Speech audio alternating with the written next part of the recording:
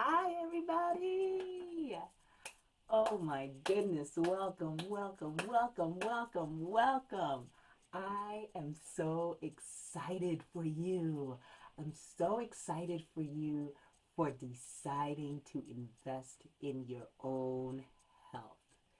Wow, that is so important. Not many people do that. But you think about it, man, our health is really one of the only things that we have. We live inside these bodies. We live inside these bodies. And so it's important to take care of the vehicle in which we live in. We want to make sure that we're getting the best oil, the best gas to get us going. We don't just want to put water in our gas tank. And a lot of the time, that's how we live. I'm a mellow man. I am a lot of things. I am a wife. I'm a mother. I'm a daughter. I'm a friend. I'm a sister. All of that. I'm an entrepreneur. I love trading options. I love exercising. You guys already know the reason why I'm making this course is because I love health, talking about food, stress, all of these things. They're just so exciting for me. I'm a researcher. Oh my goodness. I am a girl from a small country called Lesotho, which is a country that is completely surrounded by South Africa.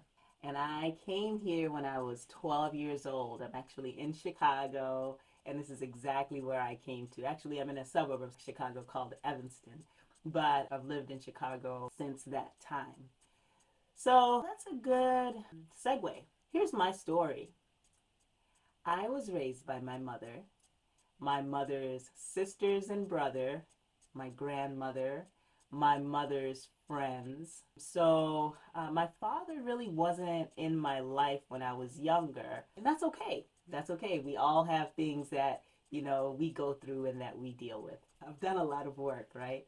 My mother was a big part of my life. My mother and I were extremely close. My mother made a transition in 2020, and I was in such a good place in my life. She was in such a good place in her life. And if there is any way that somebody can make a transition in a good way, my mother did exactly that. And I'm just so grateful for that experience. And it allows me to carry on. And part of the reason why I started the company Patience was because of her. It's just awesome to just continue on this journey. So my mother, very, very important, incredible influence in my life. We look alike, we do the same things. It's very interesting. I remember I used to say, I'm not like her. I'm not like her, but like I don't do the things that she does. But what happens is I find myself holding my hands like her, and doing and saying certain things that she used to do. And I'm like, oh my gosh, I'm just like her. So my mother and I were very close. My aunts and I are really close. My uncle and I are really close. My cousins and I are really close. That's how I grew up. Now, my grandmother, when I talk about food, I often think about her and her place. We used to go to my grandmother's house in the summer. Now, South Africa, Lesotho is on a different hemisphere, so it was around like December. My mother would send me off to my grandmother's house on summer holiday, and she would wake me up super early in the morning. I think that she just wanted to hang out, right? But she always used to say, Mamelo, girls don't sleep past 6 o'clock, right? And so she would wake me up while I'm on summer holiday at 6 o'clock. And what we would do is we would tend to her garden and tend to the farm. So my grandmother lived on a farm, but what's interesting is that I actually even think about the fact that it was a farm. But yeah, she had animals, she had cows, she had sheep, she had chickens, some that laid eggs, and some that were actually kind of just in the coop. Those she would use for meat every now and then. And then her garden. Oh man, I sometimes imagine it because I've recently been back and obviously the garden isn't there anymore, but the land is still there. And when I see it, I still remember what it looked like when I was younger. It was green and there was just green leafy vegetables and other kinds of vegetables that she had planted there. So I'd wake up at 6 o'clock and I would just help her with all that. Water the garden, and then also we would milk the cows, which was one of my favorite things to do. And we would collect the eggs from the chickens when the chickens laid eggs. Just so many memories. But one of the things that I also remember was there wasn't that much stress, right? Like there was no stress. We would wake up, we would do these things and play most of the day. But even the things that we did, cooking and just sitting around telling stories, stuff like that, there really wasn't that much stress. And the exercise that we were getting was all these things that we were doing around the farm. And this story has a lot to do with what I'll talk about in terms of these places called blue zones a little bit later. And these places called blue zones are places where people live over 100 years.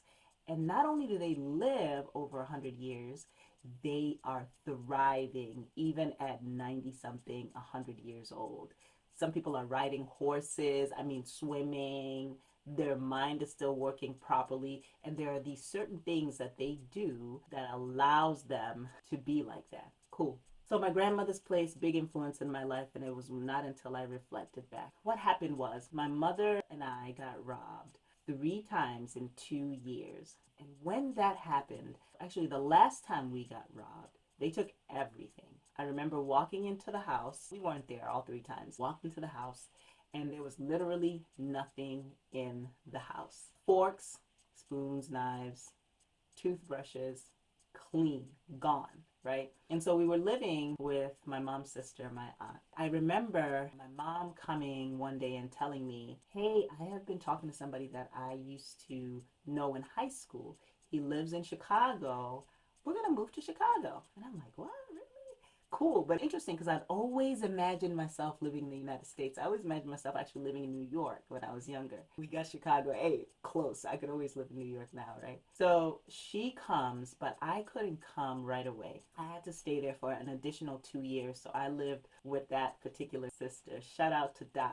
Thank you so much for keeping me all of that time. And really, all my mom's sisters have been absolutely incredible. So I'm living there, and she's here. And then I come when I'm 12 years old. When I get here, I'm a different person, kind of. I've had some womanly things that happen. It's all good still. And I'm talking about these things because they kind of have an influence on some of the things that happened to me later on. What happened was she's married to this person, but it's not the greatest relationship. It's pretty stressful. They would argue so much. And my mom, every time he would come home, would turn the TV up so loud so that she could block his voice out and not have to hear what he has to say. She would go to a grocery store called Jewel, and she would sit in her car and she would eat like fried chicken.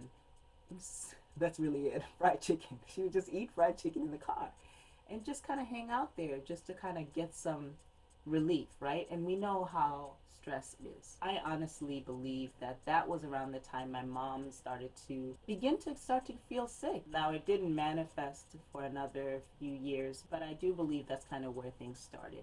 When I came here, absolutely right. I'm eating fried chicken. I'm eating McDonald's. I'm eating microwavable food, Hot Pockets, all of that, right?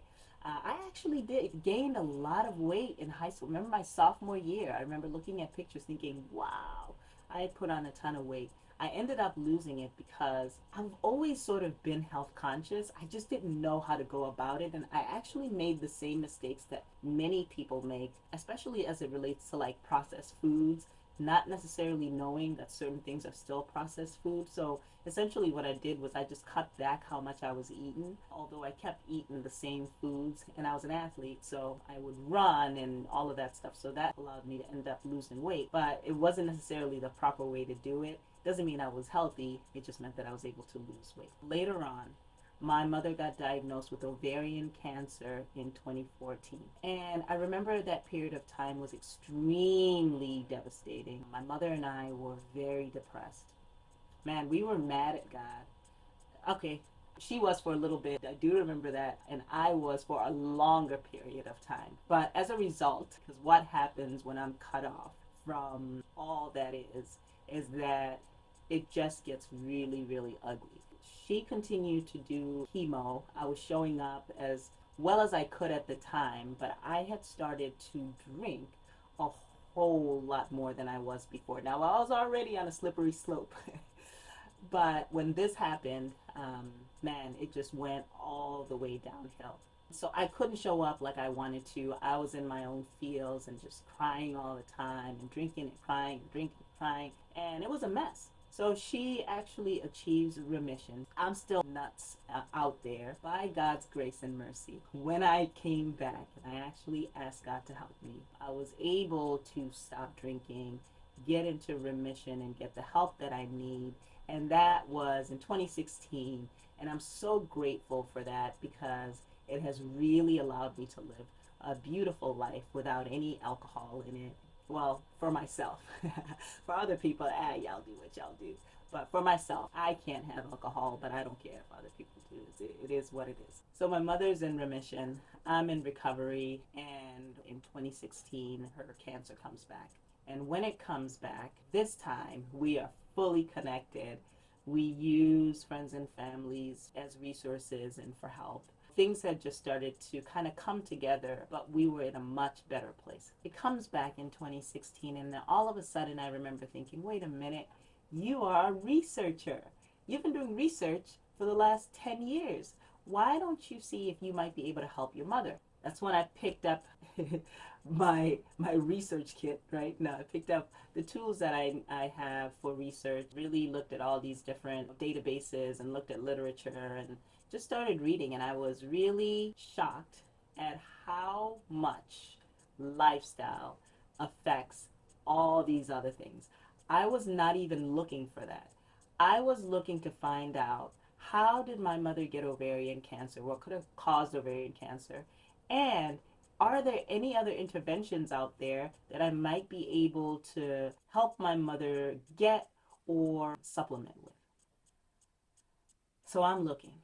And as I'm looking, I'm like, hypertension, high cholesterol, diabetes, dementia, Alzheimer's. I mean, everything. Autoimmune disease. I was literally shocked. And then what happened was a lot of my friends and family started to just come out of the blue, just talking about, I just got diagnosed with this. I just got diagnosed with that. And I'm like, I just read about that.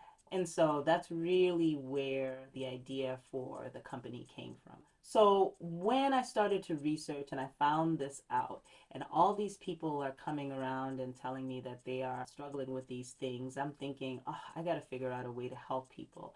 And I'm just so grateful for that experience because it really allowed me to really dig in and learn a lot more, not just for my mother, for other people, and for our family as well. So here we are now. I'm really, really, really glad that you're taking this journey. I'm grateful for my story because it allows me to relate to so many people. My mother, she made her transition in 2020. Like I said at the beginning, it really was painful. But if it had happened in 2014, it really would have been a disaster. But I believe my mother really was ready at that point. We had many conversations leading up to it. You know, she had told me when she got in the car, she said, Mamela, I'm ready for hospice. And I said, Ma, how do you know that you're ready for hospice? And she said, don't worry about it. And so I'm assuming that whenever we get to that kind of place, like we know, there's something in us that just knows. And all I did was just support my mother as she made her transition. Now what I do is I honor her life with the things that I do.